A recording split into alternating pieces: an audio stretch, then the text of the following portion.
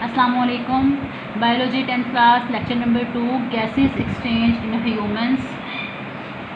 Humans में gases exchange के लिए क्या होता है कि एक स्पेशलाइज्ड सिस्टम होता है, ऑर्गन होता है, इसको हम क्या बोलते हैं, रेस्पिरेटरी सिस्टम। रेस्पिरेटरी सिस्टम को फर्दर 2 पार्ट्स में डिवाइड किया जाता है, एयर पैसेजवे, द लंग्स। आज जो हम डिस्कस करेंगे वो है एयर पैसेजवे। पैसेज हम किसको बोलते हैं, रास्ता। वे पैसेज हम बोलते हैं गुजरना, वे बोलते हैं रास्ता। एयर पैसेज वे यानी एयर के गुजरने का रास्ता। एयर पैसेज वे में क्या होता है कि एयर एक ऐसा रास्ता है जिसमें एयर जो है वो लंग्स तक जाती है, वहाँ पर एक्सचेंज होती है और वापस आती है, ठीक है, बॉडी से रिलीज होती है। अब ये होता कैसे है, स्टार्ट कहाँ से होता है। सबसे पहले इसमें जो पार्ट्स इन्वॉल्व होते हैं हम उनको डिस्कस करेंगे, ठीक है। सबसे पहले जो नोज़ है, ठीक है, नोज़ में क्या है कि नोज़ से एयर एंटर होगी एक्सटर्नल नोस्ट्रल्स में। नोज़ की जो है बाहर वाली साइड पे 2 स्मॉल ओपनिंग्स होती हैं, ठीक है, उनको हम क्या बोलते हैं, एक्सटर्नल नोस्ट्रल्स। एयर जो है वो एक्सटर्नल नोस्ट्रल्स में से नेज़ल कैविटी के पास जाएगी, नेज़ल कैविटी से क्या आएगी, इंटरनल नोस्ट्रल्स के पास। इसके बाद एयर जो है फेरेंक्स के पास, फेरेंक्स से देन लेरेंक्स में जाएगी, लेरेंक्स से ट्रैकिया में जाएगी, ट्रैकिया से लंग्स, लंग्स से ब्रोनिकाई, और ब्रोनिकाई से आगे जो है वो ब्रोनिक्यूज, और एल्वुलर डक्ट्स के बाद जो है वो एट दी एंड कहाँ पे आएगी, एल्वुलाई के पास आएगी, और एल्वुलाई में गैसेस का एक्सचेंज होगा। वन बाय वन हम इनको डिस्कस करेंगे। एक्सटर्नल नोस्ट्रल्स मैंने आपको बताया है कि नोज़ की आउटसाइड पे स्मॉल ओपनिंग्स होती हैं जिनको हम एक्सटर्नल नोस्ट्रल्स बोलते हैं। उसके बाद नेज़ल कैविटी आती है, नेज़ल कैविटी नोज़ की बॉडी होती है। नेज़ल कैविटी के अंदर क्या होती हैं कि 2 स्मॉल फर्दर ओपनिंग्स होती हैं जिनको हम इंटरनल नोस्ट्रल्स बोलते हैं। जब एयर जो है वो नेज़ल कैविटी में आती है तो इसमें से फिर इंटरनल नोस्ट्रल्स के पास जाएगी। इंटरनल नोस्ट्रल्स के पास क्या होते हैं, हेयर्स प्रेजेंट होते हैं, म्यूकस होता है। इन दोनों का क्या काम होता है, एयर फिल्ट्रेशन का काम होता है। मीन्स से क्या करते हैं कि जो बाहर से एयर आ रही होती है उस एयर के अंदर क्या होते हैं, डस्ट पार्टिकल्स प्रेजेंट होते हैं।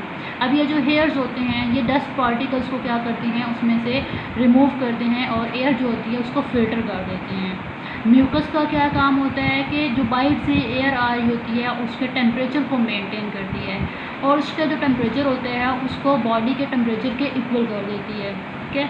तो बेसिकली इंटरनल नोस्ट्रल्स में क्या काम क्या होता है इनका, एयर फिल्ट्रेशन। यहाँ पर एयर जो है वो फिल्टर हो जाती है।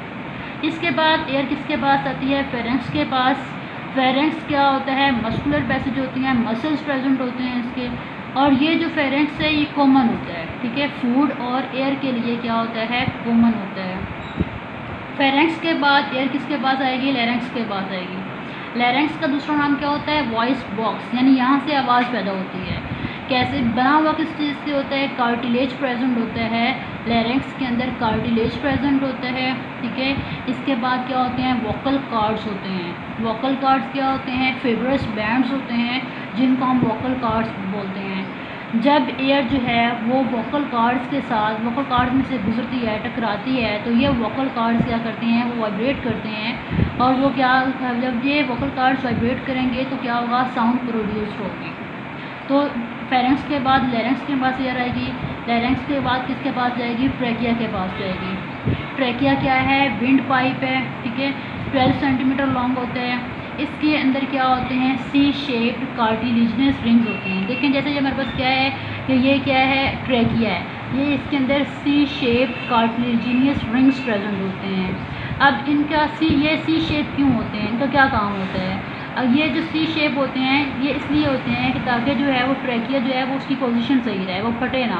अगर देखें बाहर से जब एयर आती है अंदर ट्रैकिया में, अगर एयर का प्रेशर ज़्यादा होगा तो ये जो सी शेप कार्टिलेजिनस रिंग्स थे ये क्या होंगे, ये ओपन हो जाएंगे। जब ये ओपन होंगे तो एयर इसमें से ईजिली पास आउट हो जाएगी। अगर इनके शेप ये बिल्कुल क्लोज होंगे तो क्या होगा, जब एयर प्रेशर के साथ मूव करेगी तो ये ट्रैकिया क्या होगा, वो फट जाएगा। तो बेसिकली ये जो सी शेप कार्टिलेजिनस रिंग्स था इनका काम क्या था कि ये ट्रैकिया को फटने से बचाते हैं। ट्रैकिया जब लंग्स में जाता है, लंग्स में जाने से पहले क्या होता है कि 2 छोटी छोटी ट्यूब्स के अंदर डिवाइड हो जाता है, इनको हम क्या बोलते हैं, ब्रोनिकाई। एयर जो है वो ट्रैकिया से किसके पास आती है, ब्रोनिकाई के पास आती है। ब्रोनिकाई के बाद जो है ये क्या करता है कि ब्रोनिकाई जो है लंग्स के अंदर चले जाते हैं और ब्रोनिकाई फर्दर छोटी छोटी ट्यूब्स के अंदर डिवाइड होते हैं, जिसको हम क्या बोलते हैं, ब्रोनिक्यूल्स बोलते हैं। ठीक है, ब्रोनिक्यूल्स में क्या होता है, कार्टिलेज ख़त्म होना शुरू हो जाता है और ये फिर फर्दर, जैसे ये हमारे पास ब्रोनिकाई थी, ब्रोनिकाई के बाद ये ट्यूब्स क्या हैं, ब्रोनिक्यूल्स हैं। इसके ये ब्रोनिक्यूल्स जो हैं ये फर्दर छोटी छोटी नालियों में डिवाइड हो जाते हैं, जिसको हम क्या बोलते हैं, एल्वियोलर डक्ट्स बोलते हैं। एयर किसके पास, ट्रैकिया से, ब्रोनिकाई के पास, ब्रोनिकाई से किसके पास जाएगी, ब्रोनिक्यूल्स, ब्रोनिक्यूल्स के बाद एल्वियोलर डक्ट्स के पास जाएगी और एट दी एंड एल्वियोलाई के पास जाएगी। एल्वियोलाई क्या चीज़ होता है, क्लस्टर ऑफ पाउचेस होते हैं या सैक लाइक स्ट्रक्चर होता है जो एपिथेलियल सेल से मिलकर बनता है और एल्वियोलाई के अंदर ही गैसेस एक्सचेंज होता है। Okay, structural and functional unit of lungs is called alveoli. ये जो पाउच ऑफ स्ट्रक्चर्स हैं ये हमारे पास क्या है, एल्वियोलाई है। अब अगर हम देखें तो एक चीज़ क्या थी, जैसे हम बात करते हैं फेरेंक्स और लैरेंक्स की अगर हम बात करें तो इसमें क्या होता है कि फेरेंक्स जो है मैंने आपको बताया था कि एक मस्कुलर पैसेज है, यानी ये कॉमन होता है दोनों के लिए। जैसे ये इस डायग्राम में देखें क्या है, ये हमारे पास है एसोफेगस है, ये लैरेंक्स है। फेरेंक्स जहाँ पर ऊपर फेरेंक्स होता है, ठीक है, इसके पास क्या है, फेरेंक्स के ऊपर वाली साइड पे क्या होता है कि एक ढक्कन सा होता है जिसको हम क्या बोलते हैं, ग्लोटस। ग्लोटस के ऊपर जो है वो एक फ्लैप ऑफ टिश्यूज़ होते हैं, यानी टिश्यूज़ इकट्ठे हुए होते हैं, वो होते हैं एपिग्लोटस। क्या होता है कि जब अगर तो यहाँ से फेरेंक्स में से जो है वो फूड पास आउट हो रही है तो एपिग्लोटस क्या होगा कि वो यहाँ से रिमूव हो जाएगा, ठीक है, और वो फूड जो है वो इसोफेगस में चली जाएगी। जब एयर ने मूव करना है तो क्या होगा कि ये जो एपिग्लोटस था ये क्या होगा, यहाँ से ये इससे इसोफेगस वाली जो ट्यूब है इसको क्लोज कर देगा और एयर जो है वो लैरिंक्स के पास आ जाएगी। तो डिफरेंस आपको पता होना चाहिए ग्लोटस और एपिग्लोटस का डिफरेंस क्या होता है।